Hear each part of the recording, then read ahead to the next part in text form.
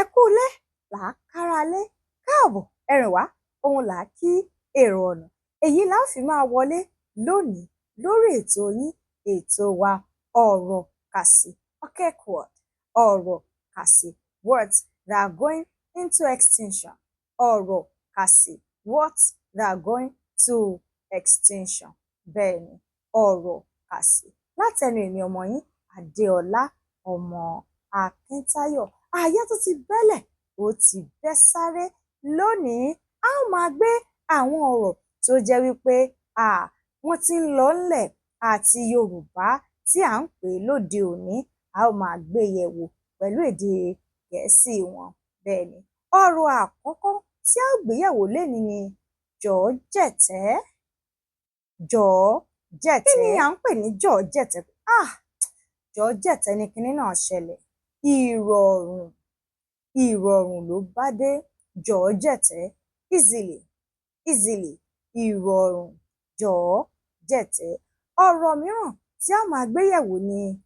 òrìṣà nígbà tí a wà ní kékeré ó ní mo ti gbọ́ òrìṣà gbẹ̀yìn mi ò mọ̀ bóyá òrìṣà ṣì wà títí di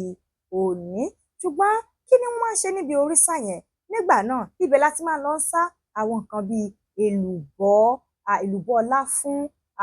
èlùbọ́ ọ̀ṣù èlùbọ́ ọ̀gẹ̀dẹ̀ mo fẹ́ sá èrí ni àwọn nǹkan tí a mọ̀ wípé tí a bá gbé sítòsí ewúrẹ́ lè jẹ wọ́n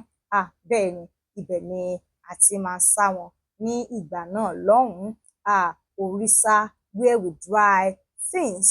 to avoid being eaten by goats òrìṣà ọ̀rọ̀ mìíràn tí a tún máa gbé yẹ̀wò ni ìmọ̀mọ́rán ìmọ̀mọ́rán kí ni à ń pè ní ìmọ̀mọ́rán ìpápánu tàbí ìpanu snacks ìpápánu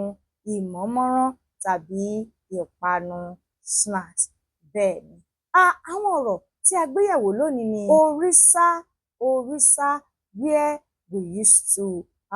dry things to avoid being eaten by goats ọ̀rọ̀ mìíràn tí a tún gbé yẹ̀wò ni jọ̀ọ́ jẹ̀tẹ́ ìrọ̀rùn jọ̀ọ́ jẹ̀tẹ́ ìrọ̀rùn bákan náà ni a gbé ìmọ̀mọ́rán yẹ̀wò tí a túmọ̀ sí ìpápánu snacks